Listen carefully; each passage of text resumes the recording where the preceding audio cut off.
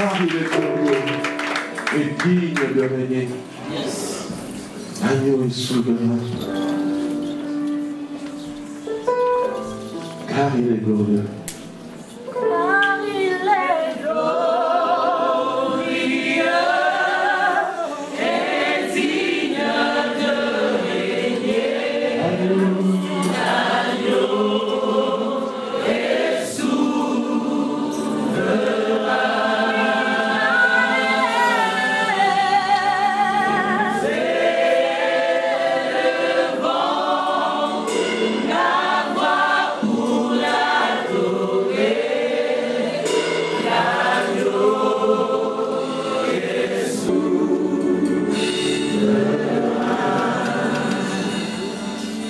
Éternel, nous t'élevons parce que tu es souverainement élevé. Tu es celui qui a envoyé ton Fils unique mourir à notre place au bord maudit de la croix. Ce matin, nous sommes venus lui rendre toute l'adoration, l'élévation. Nous sommes venus jeter des couronnes de louange à ses pieds en lui disant, toi seul est digne de recevoir louange, honneur et adoration. Toi seul est digne de recevoir nos acclamations. Toi seul est digne de Dieu.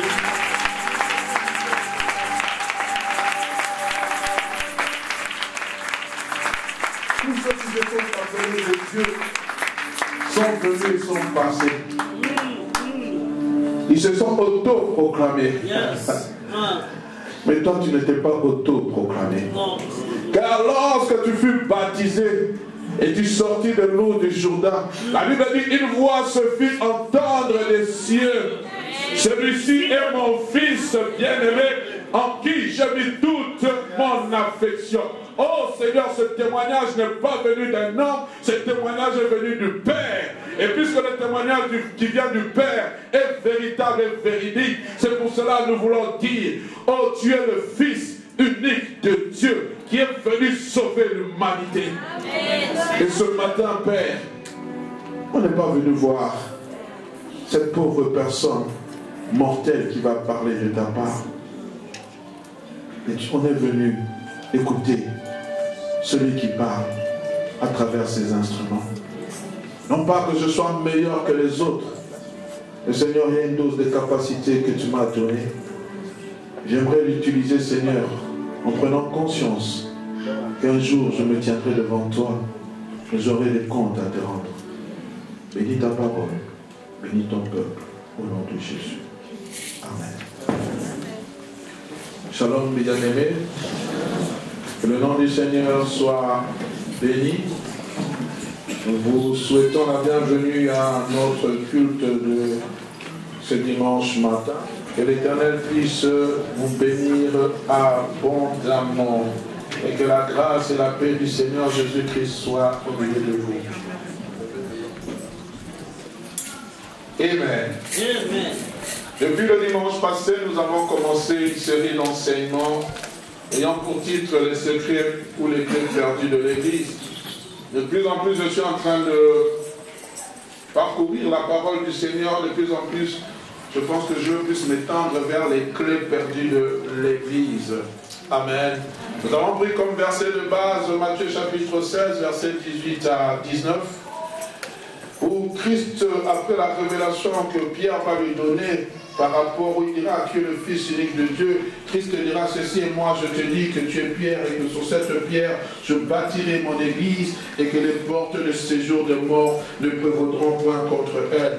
Je te donnerai les clés du royaume des cieux, ce que tu liras dans le ciel, sur la terre sera lié dans les cieux, et que ce que tu délieras sur la terre seront déliés dans les cieux. Nous sommes en train de parler de secrets ou des clés perdues de l'église, parce que nous savons que le diable sait que le temps est arrivé et court, et il est en train de tout faire pour amoindrir la puissance de l'église.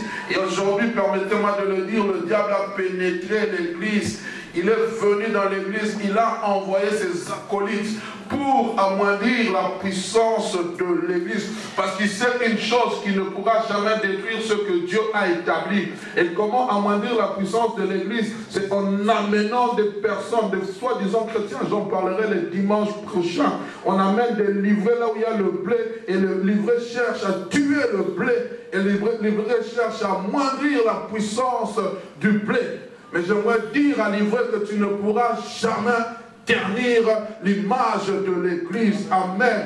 Il y a de faux serviteurs, de fausses servantes qui s'élèvent avec un faux message pour dérouter le peuple de Dieu, aller ailleurs, amenant un autre évangile qui ne s'appelle pas, qui n'est pas celui de Jésus-Christ. Amen. Mais moi, je crois, frère, je crois à un avenir meilleur pour l'Église. Et nous avons donné la première clé qui était celle-ci. Restez connectés à l'Esprit. Ou si vous voulez, la vie de l'Esprit. Alléluia. Et nous avons parlé de ce passage qui dit la gloire de Dieu, c'est de cacher les choses. La gloire des rois, c'est de les examiner. Et je crois, frère, que nous sommes dans un temps, comme Christ l'avait lancé le dernier jour, le jour de la grande fête. Christ s'est tenu debout et cria que celui qui a soif, qui vienne à moi et qui boive. Alléluia. Qui vienne à moi et qui boive. Et la Bible dit, le Saint-Esprit n'avait pas encore été donné parce que Christ n'avait pas encore été glorifié. Il disait, il parlait du Saint-Esprit. Et il a dit que cette personne qui viendra boire à lui deviendra une source d'eau abondante, une source d'eau intarissable. Mais je bénis Dieu parce que le jour de la Pentecôte, le Saint-Esprit est venu en témoignage de la glorification de Jésus-Christ. Donc cette invitation est lancée à tout le monde, bien aimé. L'église du Seigneur, l'église de dernier temps, l'église de la dispensation de la grâce doit vivre connectée avec l'Esprit du Seigneur. Doit aimer la présence de l'Esprit. Doit aimer le Seigneur Jésus-Christ, frère. Car là où est l'Esprit de Dieu, c'est là qu'il y a la liberté. Je suis fatigué de ces églises stéréotypées. Je veux de la vie de l'Esprit. Je veux plus de l'Esprit. Je veux des chrétiens qui ne s'enivrent pas de vin, mais qui s'enivrent de la vie de l'Esprit. Je veux des chrétiens qui ont soif de Dieu, qui ont soif des miracles de Dieu, qui ont soif de la puissance de Dieu, qui ont soif des choses saintes qui viennent de la part de Dieu. Alléluia. Et nous avons dit ceci, la connexion du Saint-Esprit amène trois choses. La première des choses, la manifestation glorieuse de Dieu, la Shekinah. C'est ça que nous appelons la vie de puissance. La deuxième des choses, la crainte de Dieu au milieu de son peuple. C'est ce que j'ai appelé la vie de sanctification. Et la troisième des choses, une repentance sincère et totale. C'est la vie de purification. Frères, sœurs, ces trois choses sont indispensables pour l'Église. Quand tu n'as pas une vie de puissance, frère, la Bible déclare que ton Dieu ordonne que tu sois puissant. Vous recevrez une puissance, le Saint-Esprit survenant sur vous, et vous serez mes témoins. C'est pour ça cela que Dieu te voit. Ton Dieu t'a voit d'une vie sainte au-dessus de tes égaux. Tu dois marquer la différence au travail, frère, sœur. Pourquoi? Parce que tu as l'Esprit de Dieu. L'Esprit de Dieu doit te faire surpasser. Là où les autres doivent se noyer, toi tu dois nager. Pourquoi? J'ai l'Esprit de Dieu. La Bible parlant de Daniel, la Bible dit qu'il avait un esprit supérieur aux autres. Dieu est capable de te donner un esprit supérieur, même dans ton service, pour te qualifier, pour qu'on puisse connaître quel est le secret que tu as. Tu n'as pas touché à l'occultisme, tu n'as pas vu un marabout, mais tu es allé dans la présence de Dieu et le Seigneur a libéré sa grâce dans ta vie. On est ensemble, bien-aimés. Une vie de sanctification. Or, sans la sanctification, nul ne verra le Seigneur. Une vie de purification, un cœur pur. Heureux ceux qui ont le cœur pur, car ils verront Dieu. Heureux ceux qui ont le cœur pur, car ils verront Dieu. Alléluia. Que Dieu nous aide. Une église qui n'a pas l'esprit n'a plus sa raison d'exister, n'a plus la raison d'exister. Et c'est pour cela qu'aujourd'hui vous voyez plusieurs de ces grandes églises dénommées églises mères qui sont en train de fermer. J'étais en train de voir dernièrement aux infos, on a transformé cela en musée, on a transformé cela en restaurant. Dernièrement, on voulait transformer cela en un fast-food. L'église de Dieu devenir un fast-food. On est en train de désacraliser l'église. Pourquoi? Parce qu'il n'y a pas la vie. Il n'y a pas la vie, frère. Quand il y a la vie, l'église reste vivante. Les gens sont fatigués de la routine. Église de la mort. Je prie qu'en ce lieu, qu'il n'y ait pas la routine. Amen. Alléluia. Deuxième chose que nous allons voir aujourd'hui, par la grâce de Dieu, j'espère que nous allons terminer. Pour la deuxième clé, être enraciné en Christ. Être enraciné en Christ. Nous sommes dans le livre de Colossiens, chapitre 2, le verset 6 à 7. Ainsi donc, vous qui avez reçu le Seigneur Jésus-Christ, marchez en lui, étant enracinés et fondés en lui, et affermis par la foi, d'après les instructions qui vous ont été données, et abondez en action de grâce. Ouh. C'est temps-ci, je suis en train de lire un livre de Watchman Nee, marcher, plutôt être assis, marcher et tenir ferme.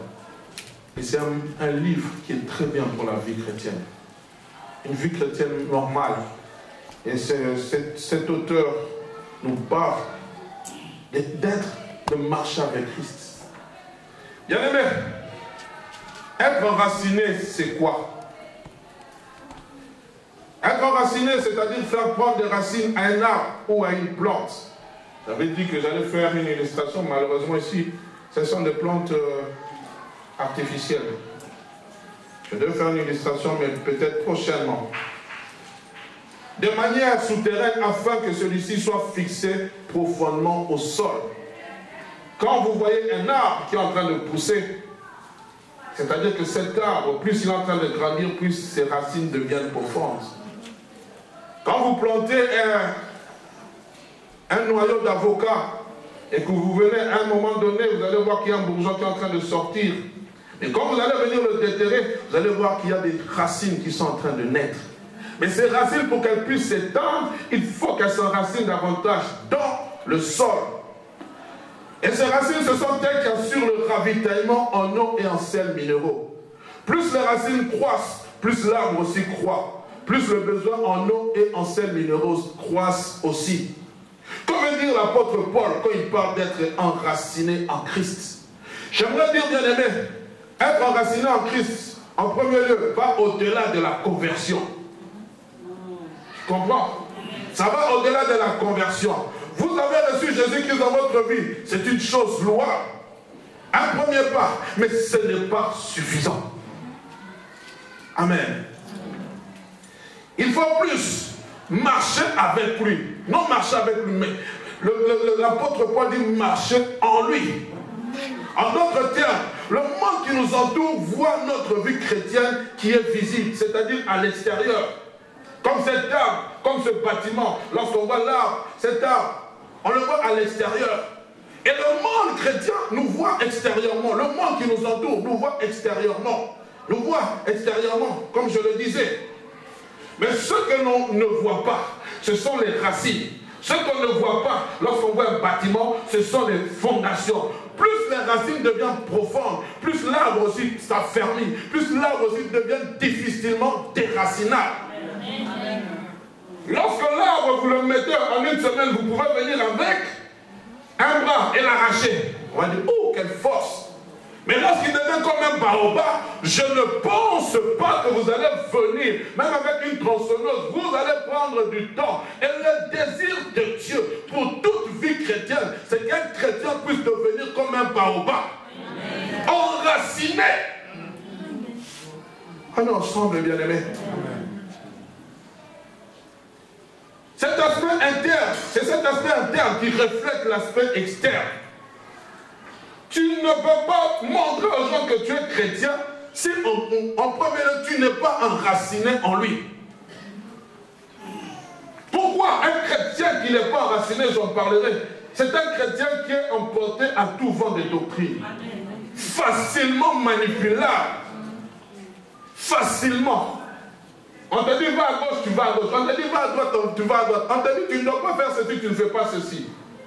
Pourquoi? Parce que tu n'as pas des racines en Jésus-Christ. Alléluia. Ce sont les racines qui permettent à un arbre de tenir. Ce sont les fondations qui permettent à un bâtiment de tenir. Plus les racines sont profondes, plus l'arbre est grand. Plus les fondations sont profondes, plus le bâtiment est grand. Plus un chrétien est enraciné en Christ, plus il croit spirituellement. Et j'aimerais dire ceci, cet enracinement bien-aimé et cette fondation trouvent leur source en Jésus-Christ. Jésus-Christ est le seul important pour ta croissance. La Bible dit ceci dans Jean chapitre 15, versets 4 à 6. Demeurez en moi et je demeurerai en vous. Comme le sarment ne peut de lui-même porter du fruit s'il ne demeure attaché au cep, ainsi vous ne le pouvez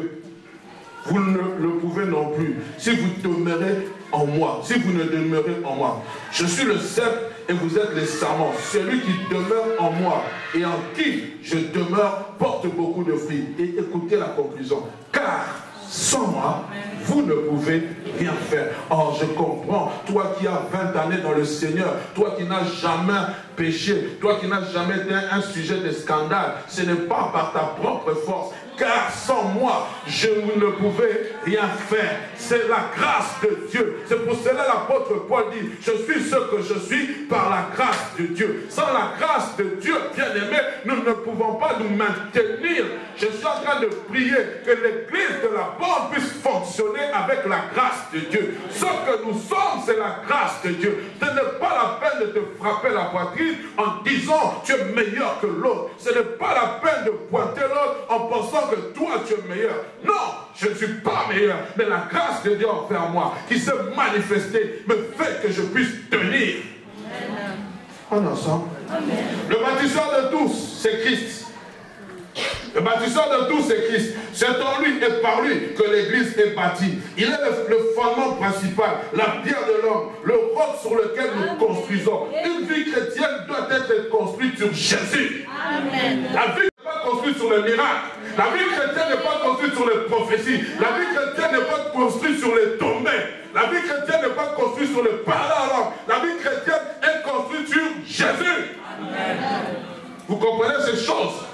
Sans Jésus, nous ne sommes rien. Si on enlève Jésus, tu n'es rien. Tu es une proie facile pour le diable. Christ en toi, l'espérance de la gloire. Aujourd'hui, je vais te parler de Jésus, cette église de Dieu. C'est pour cela même le thème de notre retraite. Oh, si tu connaissais le don de Dieu. Et qui est celui qui te demande à boire? Nous avons prié pour les mariages. Nous avons prié pour les guérisons. Nous avons prié pour les aspects extérieurs. Mais maintenant, nous allons prier pour que Christ croisse en nous. Pour que Christ demeure en nous. Pour que Christ aille de l'avant dans nos vies. C'est ça, bien aimé.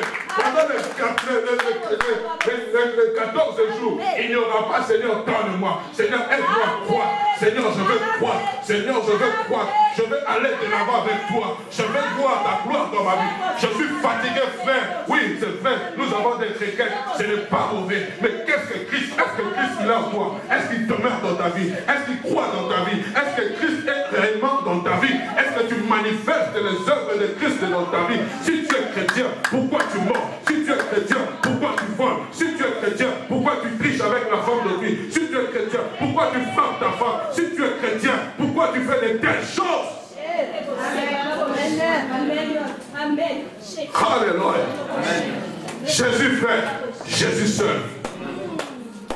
14 jours où nous devons développer le caractère de Christ. 14 jours où nous devons connaître qui est le don de Dieu. 14 jours où nous devons bien aimer. Dis Seigneur, forge mon cœur, taille mon cœur, faites de moi un véritable enfant de Dieu. Je veux lorsque je passe qu'on sache que je suis chrétien. Non parce que je parle de ta part, mais parce que je vis dans ta présence. Acclame le Seigneur, je dis que je le fais.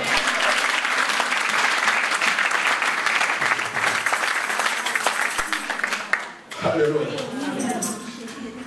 Une église qui ignore cela ne peut pas exister.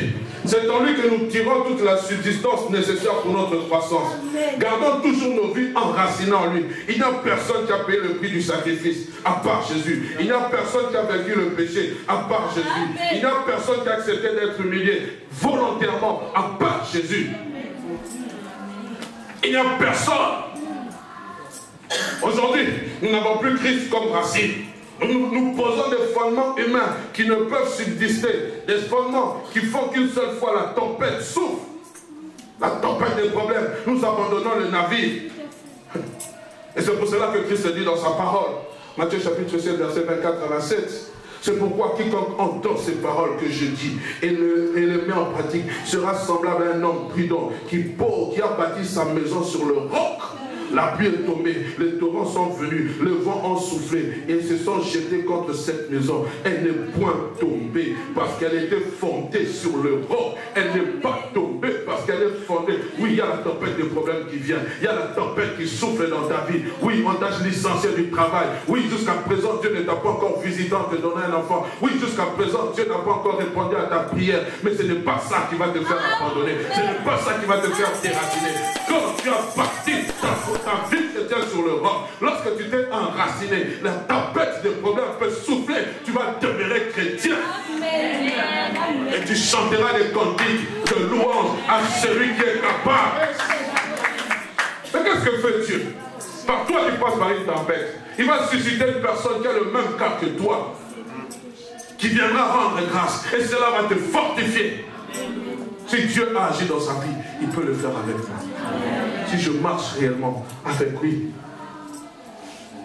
Alléluia. Mais quiconque entend ces paroles que je dis, ne les met pas en pratique, sera semblable à un homme insensé qui a bâti sa maison sur le sable. La pluie est tombée, les torrents sont venus, les vents ont soufflé et ont battu cette maison. Elle est tombée et sa ruine a été grande. Mais lorsque vous lisez les versets qui viennent avant, qu'est-ce que Christ dit? Ce n'est pas ceux qui disent Seigneur, Seigneur, Seigneur, en ton nom nous avons prophétisé, en ton nom nous avons chassé les démons. Qu'est-ce qu'il va dire? Arrière de moi, je ne vous connais pas. Pourquoi je ne vous connais pas? Parce que vous n'avez pas fondé votre maison sur le roc. Vous avez fondé votre maison sur les prophéties. Vous avez fondé votre maison sur les chasser les démons. Comment on doit voir les démons partout? Pourquoi on doit voir les démons partout mais on ne voit pas la présence de Dieu? La présence de Dieu chasse les ténèbres. Yes. Ça chasse les ténèbres, bien-aimés. Criez à Jésus. Ne croyez pas aux démons. On vous a mené une politique pour vous faire peur. Oh non, si c'est comme ça, si c'est ta rive, c'est ta tante, c'est ton homme, c'est qui quelqu'un, c'est ton voisin. On voit le mal partout. On a même peur de s'asseoir à côté d'un sorcier. Frère, soeur, amenez-moi un sorcier. Je mangerai avec lui. Je le prêcherai Jésus. Il va abandonner la sorcellerie. Pourquoi? Celui qui est en moi est plus fort que celui qui est en lui. Ce blocage vient de ton oncle qui est sorcier. Oh, mais moi j'ai Jésus. Jésus n'agit pas. C'est pas possible. Jésus arrive au territoire des Gadaréens. Le fou de Gadara vient. Il dit, qu'y a-t-il entre toi et moi? Es-tu venu pour me persécuter? Est-ce que Jésus est venu vers lui? Non, lui-même a su qu'il a prêté. Frère, je suis en train de te dire, tu es enfant de Dieu, la présence de Dieu, on les démons de ta famille, il est bon de prosterner devant toi. Qu'y a-t-il entre toi et nous? Pourquoi nous troubles-tu? Amen. On est ensemble, les amis. Amen. Sur quoi est fondée ta vie chrétienne? Quelles en sont les racines? Est-ce Christ ou autre chose? Nous sommes ballottés à tout vent de doctrine. Pourquoi? Car nous sommes appuyés sur les dogmes, nous sommes appuyés sur les préceptes, nous sommes appuyés sur autre chose, mais en dehors de la parole. Aujourd'hui, on va lire beaucoup de passages. La Bible s'explique par la parole de Dieu. Colossiens chapitre 2, verset 20 à 22. Si vous êtes mort avec Christ, au rudiment du monde, pourquoi, comme si vous viviez dans le monde, vous impose tant ces préceptes? Ne prends pas, ne goûte pas, ne touche pas. Préceptes qui deviennent pernicieux par l'abus et qui ne sont fondés que sur les ordonnances et les doctrines des hommes. Pendant que je préparais ce message, une parole m'est arrivée. Où le Seigneur me disait ceci, que l'habitude ou la routine tue l'originalité. Tu comprends ces choses? L'habitude ou la routine tue l'originalité. Je suivais un serviteur de Dieu qui était en train de parler de cette histoire de faire sortir l'argent. Il dit, mais vous croyez que Jésus-Christ peut habiter dans vos cœurs? Celui qui a créé l'univers, qui a créé les cieux, peut habiter dans vos cœurs? Oui, il peut habiter dans mon cœur par son esprit. C'est ça qu'il avait oublié de préciser. Mais vous ne voulez pas croire que ce même Dieu qui habite en vous peut faire sortir l'argent de la poche. Oui, il peut le faire. Mais si ça devient une habitude, quand on vient à une réunion, chaque fois Dieu doit faire sortir l'argent de la poche, alors là, ça tue l'originalité. C'est pour cela que Jésus, lorsqu'il faisait des miracles, il voulait garder son originalité. Il ne voulait pas qu'on puisse perdre l'originalité. Il pouvait venir devant un aveugle, il le touche, il dit, je t'ordonne de voir. Devant l'autre, il crache, il met la boue. Il dit, va te laver au réservoir des Siloué. Pourquoi? Parce qu'il ne voulait pas que l'originalité puisse partir. Là où on sait que quand Jésus va venir, il va toucher, il va prendre la boue, il va cracher, il va mettre, va te laver au réservoir. Et on allait faire du réservoir du Siloué un endroit où on doit aller adorer. Quand on aurait la maladie, allez, nous tous, nous prenons l'avion, nous allons en Israël pour aller au réservoir de Siloué. Faisons attention. Ça, ce sont des dogmes. Vous avez été baptisé. Oh non, je vais aux eaux du Jourdain pour aller me baptiser une seconde fois. Frère, ça, pourquoi? Parce que Jésus a été baptisé là-bas. Et tu penses que ton premier baptême n'était pas un baptême. Faisons attention à l'idolâtrie.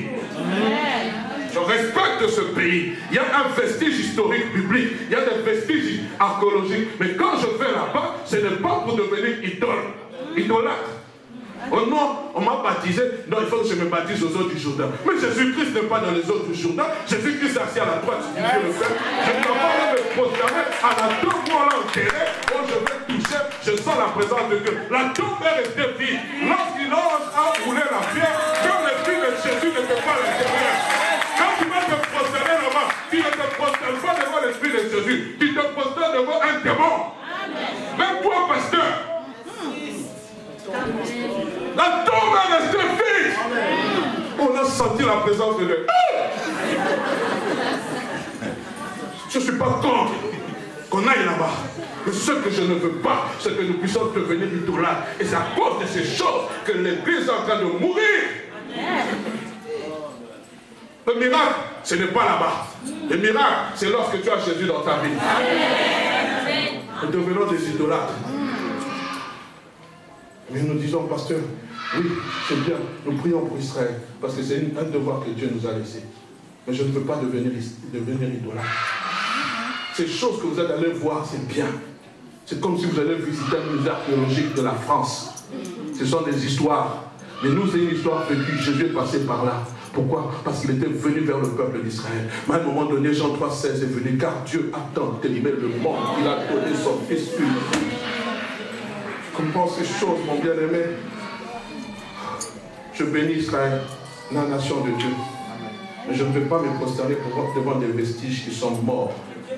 Je bénis Dieu de ce qu'à l'époque, il n'y avait pas de photos. On allait faire des selfies avec Jésus-Christ. Sinon, on allait vendre ces photos à prix d'or. Je bénis Dieu de ce que personne ne connaît réellement le visage de Jésus. S'il avait la barbe, je ne sais. S'il avait, la Bible, je ne sais. Si la Bible le décrit. Mais si elle était comment longue, courte, je ne sais. Mais je ne veux pas commencer maintenant à faire des choses inutiles. La Bible dit, tu ne te feras ni la représentation taillée de Dieu. Je ne voudrais pas revenir avec l'huile d'onction. Parce que ça a été fait en Israël. Non! Je prendrai l'huile simple, je prierai pour ça, j'appliquerai. Faisons attention. Ça devient l'idolâtrie, les amis. Je ne sais pas pourquoi j'en parle, que Dieu nous aide. Je peux continuer. Alléluia.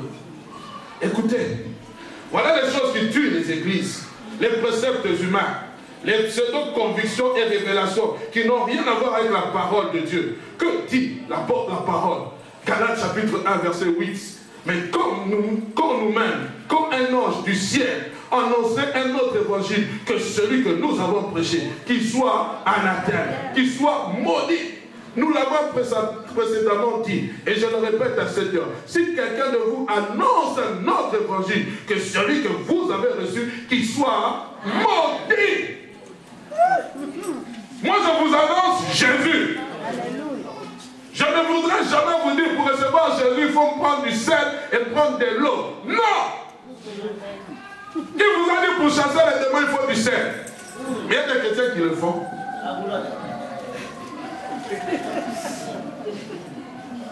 Il y a notre évangile qui est annoncé aujourd'hui. Un évangile qui nous déracine de Christ pour nous enraciner vers les choses secondaires. Et pire encore, aujourd'hui avec la prolifération de l'Internet et des réseaux sociaux, qui n'est pas mauvais, je le souligne. Cela a rendu les chrétiens paresseux et fainéants. Avec un taux d'absentéisme aux réunions de prière. Avant que ces choses n'existent. Mais tu ne viens pas à l'église. Je suis avec vous en esprit. Mais aujourd'hui, regardez, lorsqu'on met Facebook Live, combien de fois je n'ai pas lu? C'est un bébé, je suis avec vous. Et cette fois-ci, on est plein en esprit. Je dis que ce n'est pas mauvais. Mais ça devient dangereux. Vous savez, ça devient l'église des maisons. Oh, il n'y a pas de live aujourd'hui. Il n'y a pas de live. Mais qu'est-ce que tu fais à la maison? Viens! Si tu travailles, je comprends. Mais tu ne restes pas à la maison en disant non, vous êtes devenu loin. Loin par rapport à quoi? Quand on te donne un travail où tu dois signer un contrat, on te dit c'est loin, tu vas courir, non?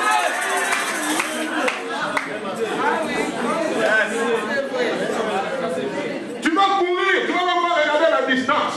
Cette semaine, l'intérim m'a appelé mon épouse pour aller travailler. Je n'étais pas à la maison.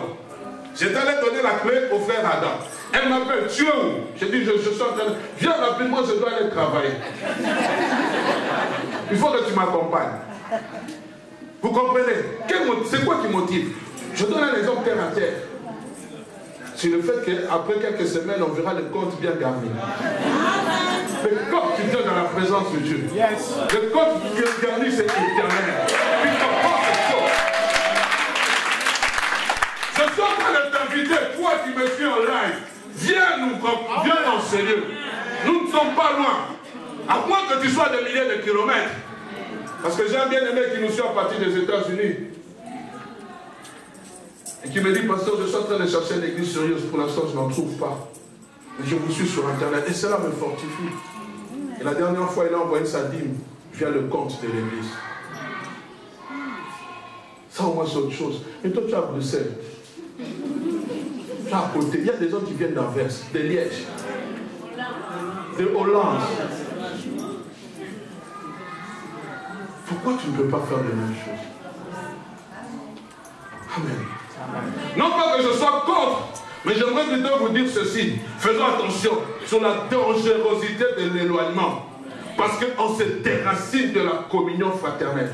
Vous savez, faire ça dans l'église, ce n'est pas seulement venir écouter la parole de Dieu, mais il y a aussi la communion fraternelle qui est importante.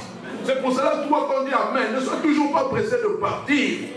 Parce que la communion fraternelle t'enracine davantage en Jésus. Dans la communion fraternelle, si on s'édifie réellement, on partage les expériences que nous vivons avec Jésus. On partage la parole de Dieu. Ah, c'est temps si j'avais prié. Oh, j'ai suivi un pasteur qui était en train de dire aujourd'hui les églises, c'était le pasteur Marcelo Tunas. Il disait aujourd'hui, il y a longtemps, nous quand on venait voir les serviteurs de Dieu, c'était pasteur, j'ai lu. C'est quoi? Péché de blasphème contre le Saint-Esprit. Que veut dire cette chose-là? Moi aujourd'hui, Seigneur, pasteur, je suis venu pour que tu pries pour moi. C'est tout. Mais je vais prier sur toi. Je vais prier pour toi, d'accord. Mais est-ce que tu connais qui est cette personne pour laquelle je dois prier pour toi? Est-ce que tu la connais comme l'éternel Dieu qui te guérit? Mais comment tu vas la connaître si tu n'as pas la connaissance? Aujourd'hui, rares sont les chrétiens qui viennent pour comprendre les Écritures.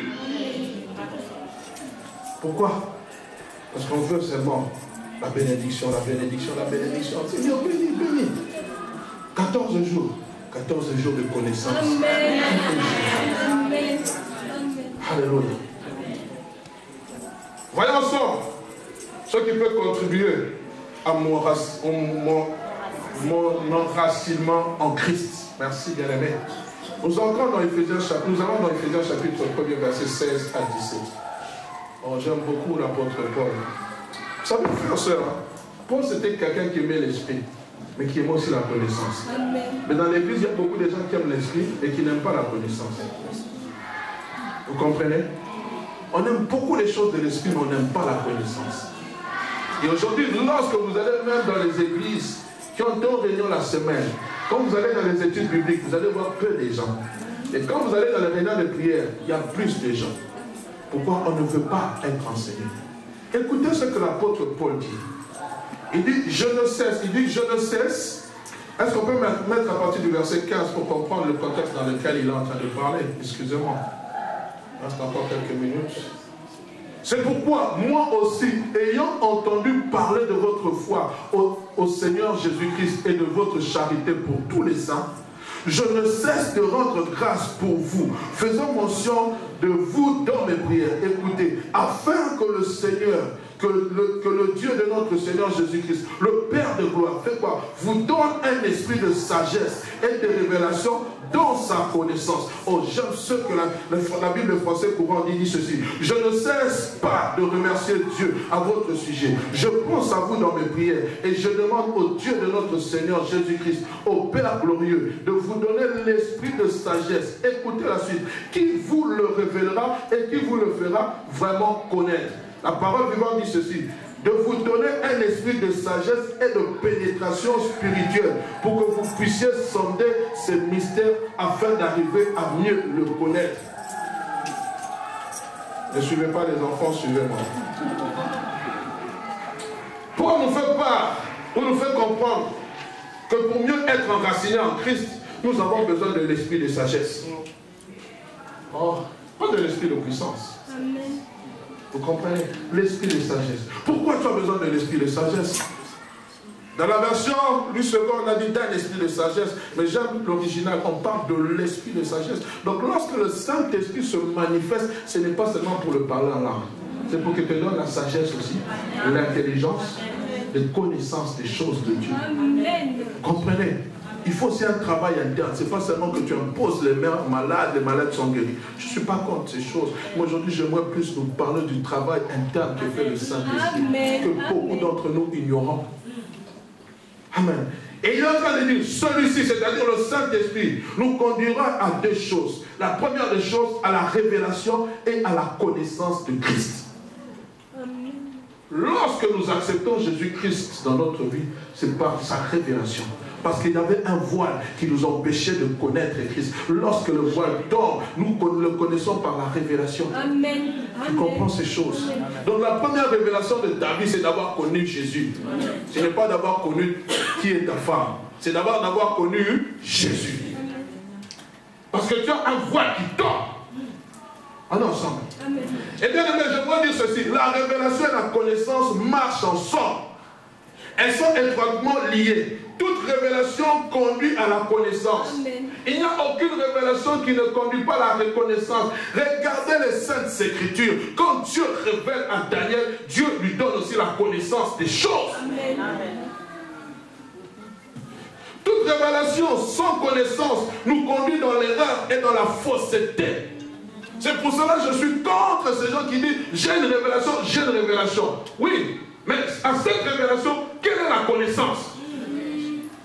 Parce que ça risque de te conduire à un esprit de l'erreur. Et regardez aujourd'hui, beaucoup d'églises marchent avec l'esprit de la révélation, mais sans l'esprit de la connaissance. En ensemble. Dieu ne peut jamais te révéler une chose sans y mettre la touche de la connaissance. Jamais.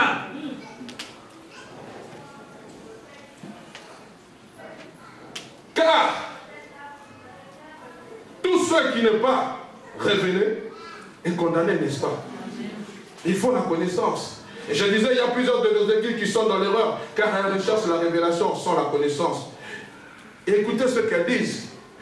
Elles disent ceci. Écoutez ceci. Tu ne peux pas mettre en application un procédé sans avoir la notice. Tu comprends? Tous ceux qui ont mis en application un procédé nous ont donné la notice. Même celui qui a fait le frère à repasser. Il a donné la notice. Mais il a eu la révélation. Les frères Lumière ont eu la révélation. Mais ils nous ont donné la notice. Ils ont dit attention. Là, il y a le courant passe. Quand vous touchez, même si vous devez mettre la lumière, faites attention. Il y a le courant à une certaine tension qui peut vous tuer. Même les habits, pour les repasser, il y a une notice. Mettre sur 2, mettre sur 3. Pourquoi? Parce qu'ils ont eu la révélation de faire le lin, de faire le coton, de faire je ne sais pas quoi. Mais nous, chrétiens, lorsque nous avons la révélation, nous n'avons pas de connaissance. Et ça tue les juifs. Toute révélation a une notice, c'est-à-dire une instruction, une connaissance qui doit cadrer avec la parole de Dieu. Aucune révélation ne doit sortir de la parole de Dieu. Je le répète, aucune révélation. Oh, j'ai été fatigué cette semaine, j'ai vu. Oh frère, vous devez prier pour certains pays. Je suivi une émission. Une dame à l'est du pays, dans certains pays, je ne vais pas citer le nom, on l'appelle maman colonel.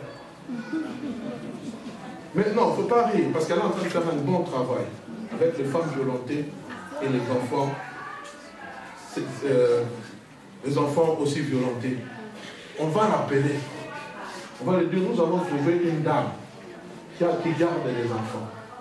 Elle ira tôt le matin avec les militaires. Elle vient, elle trouve à peu près une dizaine d'enfants, avec une maman prophétesse. Les enfants viennent de mains comme ça. Elle dit, pourquoi vous gardez ces enfants? Ils sont sorciers. Comment tu sais qu'ils sont sorciers? Parce que Dieu m'a révélé. Ah! Elle pose la question à ses enfants. Ça fait combien de temps que vous n'avez pas mangé? 4 jours. Dieu t'a révélé qu'il ne pouvait pas donner la nourriture. Et qu'est-ce qu'elle fait avec ses enfants? Elle prend un morceau de fer, elle les chicote avec, pour que les démons sortent. Et les enfants doivent garder les mains comme ça, en signe de prière. J'étais irrité dans mon cœur. Les pauvres enfants. Cette maman a pris ses enfants. Elle les a amenés dans un foyer où il y avait d'autres frères. Elle dit, j'ai dormi avec ses enfants. Je n'ai rien vu. Parce qu'il y avait un qui dit qu'il y a certains qui se transforment en cafards. Elle a posé la question à l'homme qui avait la révélation. Est-ce que tu as déjà vu ça? Oh non, mais comment tu sais? Dieu m'a dit. Elle dit, j'ai dormi avec ses enfants, je n'ai rien vu. Et le comble, le pire de ça, c'est qu'il y avait un nourrisson. Et ce nourrisson a été traité de sorcier. Pourquoi? Parce qu'il avait mordillé le téton de sa mère lorsqu'il était en train de téter. Ah oui, vous voyez quelle aberration. Mon peuple périt, pardon, et vous prenez votre enfant, vous l'amenez là-bas. Quand on a montré ces enfants quelques jours plus tard, sautant, jouant, parce qu'ils avaient mangé. Vous comprenez, frère? Mais vous êtes en train de dire, ah, mais combien nous ne faisons pas la même chose? Frère, sœur, l'évangile de Christ, c'est un évangile d'amour. Ce n'est pas un évangile de persécution. Même s'il est sorcier, Dieu n'a pas dit de le haïr, il a dit de l'aimer plutôt. Alléluia. Écoutez ce que le livre d'Apocalypse dit au chapitre 1er, verset 1er. Il dit ceci, révélation de Jésus-Christ, que Dieu lui a donné pour montrer à ses serviteurs les choses qui doivent arriver bientôt. Et qu'il a fait connaître par l'envoi de son ange. Oh, Dieu communique la révélation à l'apôtre Jean. Mais il dit aussi, non, il faudrait qu'à cette révélation qu'il y ait la connaissance. Dans la version parole vivante, il a dit, le secret caché que Dieu a dévoilé à son Fils. Amen. Mais, et il a fait connaître à Jean par l'envoi de son ange. Mais Jean, le livre de l'Apocalypse, en anglais, on appelle ça quoi? The Book of Revelation. C'est-à-dire les choses qui étaient cachées qu'on a mis à nu. Amen. Mais Dieu n'a pas seulement dit je te donne la révélation, va réfléchir. Non! La Bible dit il a envoyé un ange pour l'expliquer. Amen. Mais Jean c'était qui? C'était un disciple de Christ. Jean c'était qui? C'était un apôtre. Jean c'était qui? C'était celui qui avait mis sa tête sur le torse de Jésus-Christ. Mais Christ va lui dire je ne veux pas te laisser dans l'ignorance. Il faut que tu comprennes. Pourquoi? Parce qu'il risque d'avoir des déviations. Vous comprenez, frère et soeur? Une révélation sans connaissance amène la déviation de l'église. C'est pour cela qu'il y a beaucoup d'églises qui ont dévié, qui perdent leur force. parce qu'un serviteur de Dieu, roi, vient commencer à dire, j'ai eu la révélation. Mais tu as eu la révélation, prépare la connaissance. Amen. Amen. Mais tu ne veux pas. Non, parce que j'ai l'Esprit de Dieu. Mais l'Esprit de Dieu, c'est un esprit de connaissance. Amen. Amen. Amen. C'est quoi la révélation? La révélation, c'est un secret dévoilé, mis à jour. C'est une information nouvelle, un élément inédit. Et dans le domaine spirituel, c'est là que par lequel Dieu fait connaître aux hommes son dessein de salut. Le verset de base que nous avons lu au début, où Christ est en train de parler de l'Église, il dit ceci à Simon. Simon Pierre répondit, tu es Christ, tu es le Christ, le Fils du Dieu vivant. Dans Matthieu chapitre 16, versets 16 à 17. Jésus, reprenant la parole, lui dit, tu es heureux, Simon, fils de Jonas, car ce n'est pas la chair et le sang qui t'ont révélé. Ah, je comprends que quelquefois la révélation peut venir aussi de la chair et du sang. Tout à fait. Tu comprends? Ça peut être la chair et le sang qui révèlent. Mais Christ te dit, ce n'est pas la chair et le sang qui t'ont révélé ces choses, mais c'est mon Père qui est dans les cieux. Et lorsque la révélation du Fils viendra, alors c'est là que la révélation du Christ, de l'Église sortira. Parce que l'Église était le mystère caché depuis les temps anciens. Il a dit, sur toi, je bâtirai mon Église. Sur cette pierre, je bâtirai mon Église. Et les portes de séjour de mort. Pourquoi? Parce qu'il y a eu la révélation. Alors maintenant, on nous donne notre révélation de l'Église. Oh, j'aime cela. Parce que l'apôtre Paul va chercher à connaître quelle est la révélation de l'Église. Il ne va pas seulement se limiter à ce que Christ avait dit à Pierre. Il va très loin. Il va comprendre que l'Église, c'est-à-dire que les Juifs et les non-Juifs, font partie de la famille de Dieu. Et ils vont parler en là et en là. Lisez les évangiles, lisez les esprits. Vous allez comprendre le mystère de l'Église. Quelques années plus tard, Paul dira, mais lorsqu'il a plu à celui qui m'avait mis à part dès le sein de ma mère et qui m'a appelé par sa grâce de révéler en moi son Fils. Afin que je l'annonçasse parmi les païens, aussitôt je ne consultais ni la chair ni le sang. Amen. Amen. Oui, pourquoi? J'étais Paul. Qui était Paul? Lisez les livres de l'Épître de Galates. C'était qui? C'était un homme qui avait une connaissance, mais il ne va plus consulter ces choses. Parce qu'il a dit toutes ces choses qui étaient pour moi des gains, je les considère comme de la boue à cause de l'excellence de la connaissance que j'ai de Christ. Ce n'est pas ton intellectualisme qui va te faire connaître Christ. C'est à la révélation qui va te pousser à la connaissance de Jésus. Tu comprends? C'est pour cela que je prie en ce lieu que les intellectuels puissent recevoir l'esprit des révélations. Je suis en train de te dire, ce ne sont pas des titres que tu as qui va faire de toi un homme dans la société. C'est lorsque tu as Jésus, lorsque tu connais qui est Jésus, lorsque ta vie est sécurisée par Jésus, lorsque ta vie est ancrée en Jésus. C'est pour cela que tu ne vas pas regarder aux grâces que tu as. Tu viendras te prosterner devant celui à qui appartient la vie, le mouvement et l'être. Amen. Amen. Amen. Alléluia. On sait voir, même dans l'adoration, celui qui a la révélation du Fils. Je sais le voir. Permettez-moi de le dire. Quand je vois quelqu'un adorer, sa façon, même sa façon d'être, peut montrer si réellement il a la révélation de Jésus. Amen.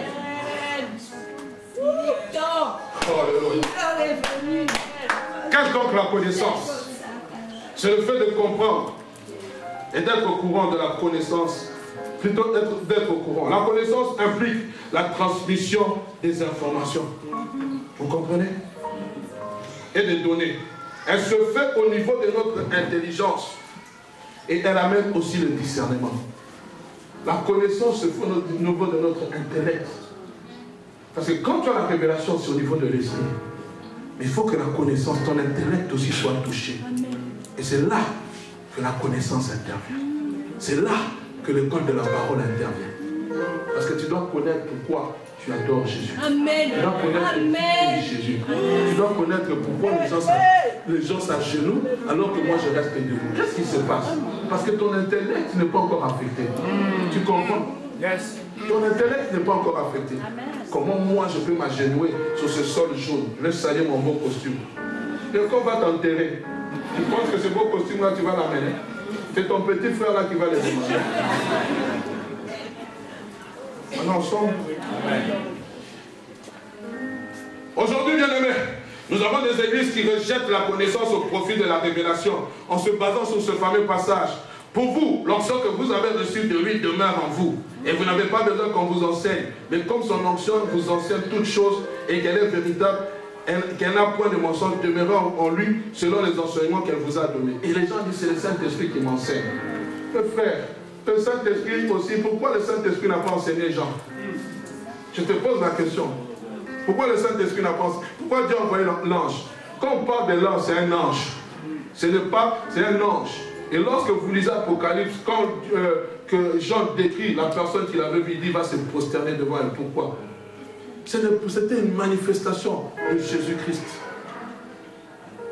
C'est ce qu'on appelle la théophanie. Comprenez ces choses. Oh, le Saint-Esprit va m'enseigner. Je n'ai pas besoin de venir à l'école de la parole parce que le Saint-Esprit passe à l'école de la parole quand on enseigne. C'est l'humilité aussi. Je parlerai aussi d'un secret perdu de l'Église, l'humilité. Aujourd'hui, les chrétiens sont plus humbles, remplis de nous-mêmes, remplis de notre propre orgueil, de notre propre moi. Mais comment voulez-vous que Jésus puisse habiter en vous lorsque toi-même tu te suffis à toi-même? Pas bientôt atterrir la voie, fait pas. D'autres qui refusent la révélation préférant la connaissance. Tel est le peuple juif qui attendait la venue du Messie. Ils avaient la connaissance mais pas la révélation. Mais les mages avaient la révélation. Vous comprenez? Ils avaient la connaissance. Parce que lorsqu'ils vont appeler, ils vont faire sortir les livres de la connaissance. Mais ils n'avaient pas la révélation.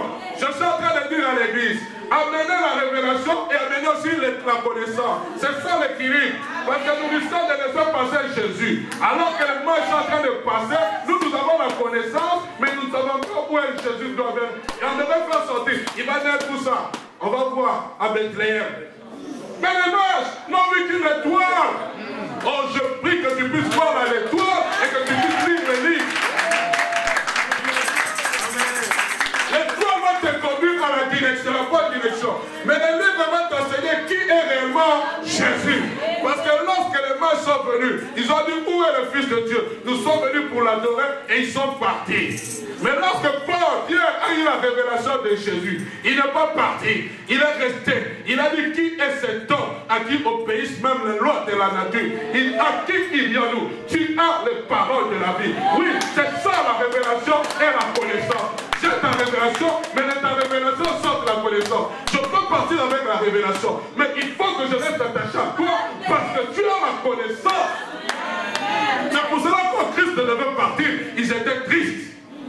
Parce que la révélation et la connaissance allaient partir. Et Christ l'a dit, je vous enverrai le Saint-Esprit, de révélation et de connaissance. Ne te limite pas seulement à la révélation, recherche aussi la connaissance. Tu comprends toi qui Dieu t'a appelé au ministère. Alléluia. Écoutez encore l'apôtre Paul. Éphésiens chapitre 3, verset 4. Verset 3 à 4. C'est par révélation que j'ai eu la connaissance du mystère sur lequel je viens d'écrire en peu de mots. Il dit c'est par la révélation que j'ai eu la connaissance sur ce que je suis en train de vous écrire. Pourquoi? Parce que toute révélation conduit à une connaissance. Mais toute connaissance doit être transmissible. Amen. Tu comprends toi qu'il y a la révélation et la connaissance. Tu dois apprendre à transmettre aux autres. On est ensemble. Amen. Et dit, en le disant, vous pouvez vous représenter l'intelligence que j'ai du mystère de Christ. Il ne s'est pas limité à la révélation que Pierre avait dit. Tu es Christ, tu es le Christ, le Fils de Dieu. Mais il va chercher à comprendre. Dieu a dit, sur cette pierre, je bâtirai mon église. Qu'est-ce que cela veut dire?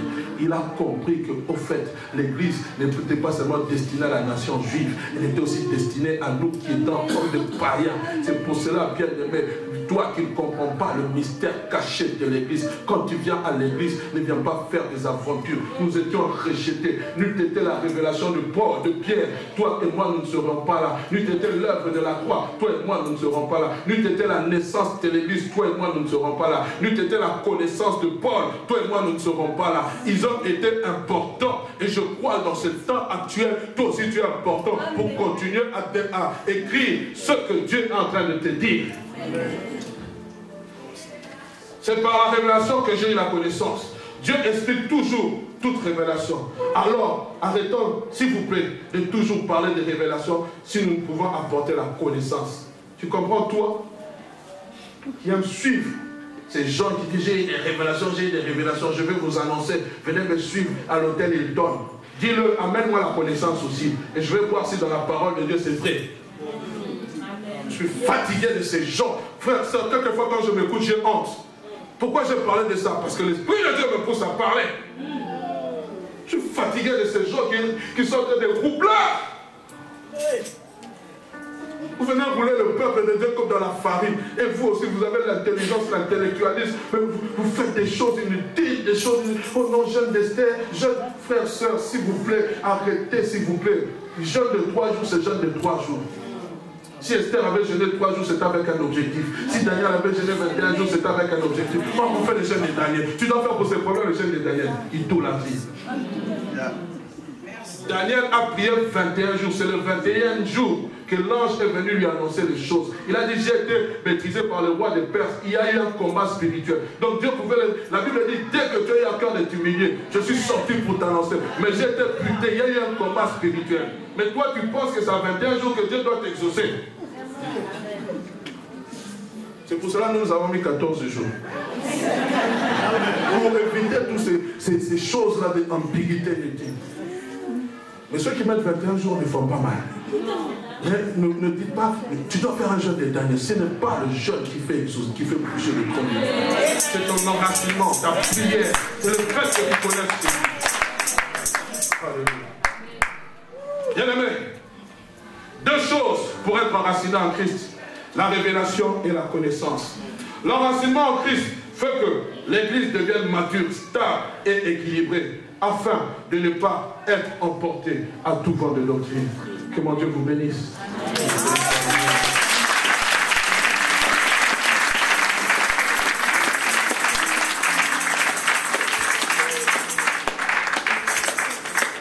Alléluia.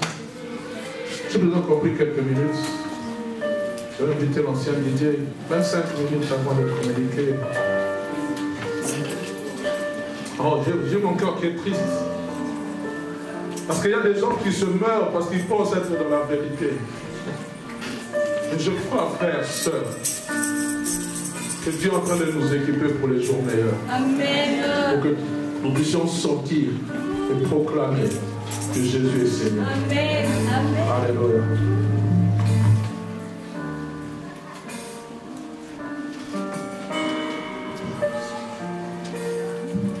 Gloire au Seigneur.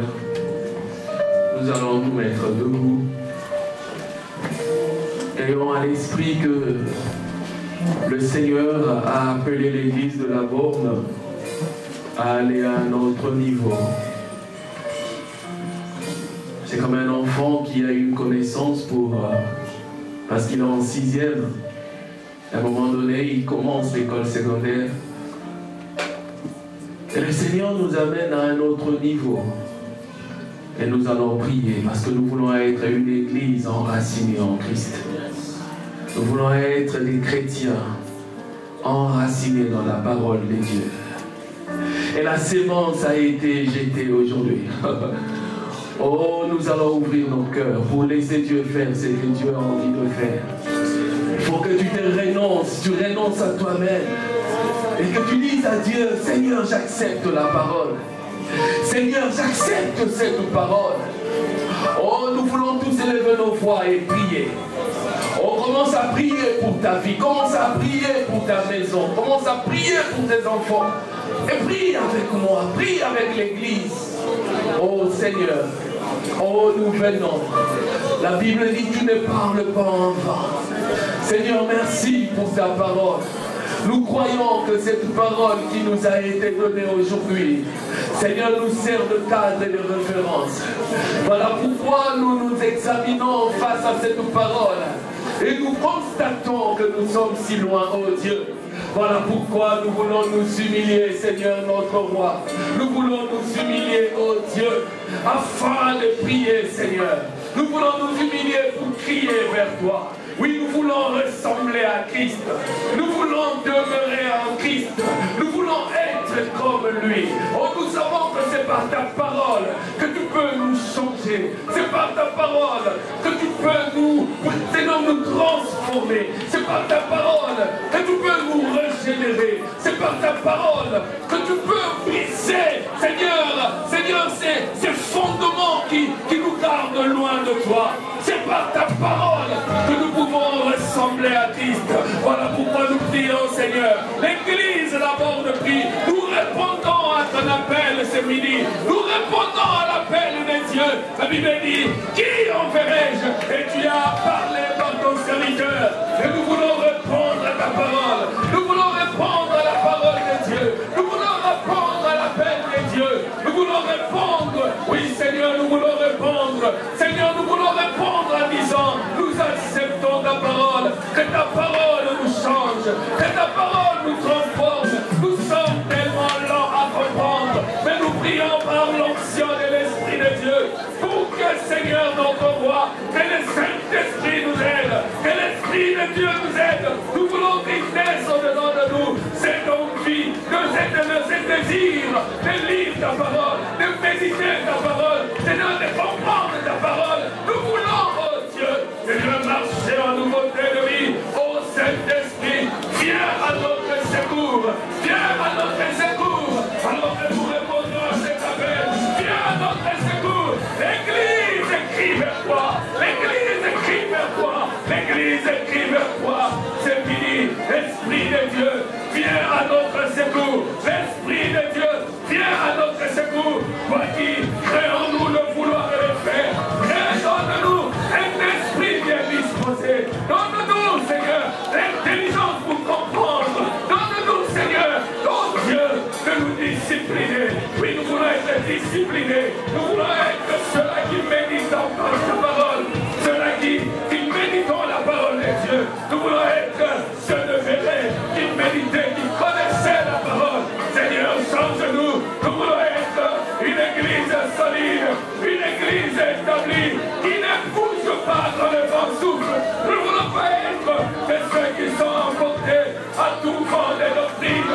Nous ne voulons pas, Seigneur, être de ceux qui courent, Seigneur, vers les prophètes pour entendre les prophéties. Mais nous voulons la parole de Dieu. Nous voulons être le résultat de la parole de Dieu. Nous voulons que cette parole nous change, que cette parole nous transforme. Seigneur, nous voulons être comme toi. Nous voulons accéder dans cette nouvelle dimension.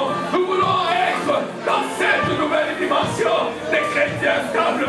Nous voulons être à la lumière du monde. Nous voulons être ceux qui impactent notre société. Nous voulons être ceux-là qui ressemblent à Jésus. Seigneur, fais cela. Fais cela, Seigneur. Fais cela. Fais cela, Seigneur. Fais cela. Que le cœur le plus dur soit saisi par la puissance du Saint-Esprit. Seigneur, fais cela. Fais cela. Renouvelle notre intelligence afin que nous comprenions la parole de Dieu. Ce qui est utile, agréable et parfait. Nous voulons, Seigneur, comprendre. Renouvelle-nous, Seigneur. Oh Dieu. Seigneur, merci. Merci pour ce que tu fais. En acceptant cette parole, qu'elle nous guérisse, Seigneur. Qu'elle nous guérisse, Seigneur. Je prie pour ceux-là qui éprouvent des difficultés pour se concentrer quand ils lisent la parole, quand la parole est prêchée. Seigneur, nous voulons que l'esprit qui les empêche d'entrer dans la concentration, de rester concentrés, mais cet esprit qui les dérange, s'en aille au nom de Jésus, afin que nous soyons ceux-là, attentifs quand tu parles. Ceux-là qui peuvent rester concentrés dans la méditation de la parole de Dieu. Seigneur, merci. Tu voulais ce moment. Tu avais décidé de nous parler. Parce que tu avais un but que tu voulais atteindre. Seigneur, merci de faire de nous une nation à part. Merci de faire de nous un peuple à part. Merci de faire de nous une nation sainte. Que ton nom soit béni. Que ton nom soit glorifié. Merci, Papa. Amen. Oh, qu'il en soit ainsi. Nous acclamons le Seigneur. Éternel Dieu puissant, Merci pour ce beau culte. Seigneur, même certaines imperfections ont été pour la gloire de ton nom. Nous voulons quitter ce lieu avec toi, enracinés en toi. Éternel, c'est vrai que ta parole a été annoncée. Et lorsque Christ avait annoncé, on avait dit heureux. Il a dit heureux sont plutôt ceux qui écoutent la parole et la mettent en pratique. Vous serez heureux si vous mettez cette parole en pratique. Allez dans la paix du Seigneur. Au nom de Jésus. Permettez-moi d'aller me tenir pour saluer les bien-aimés. Amen.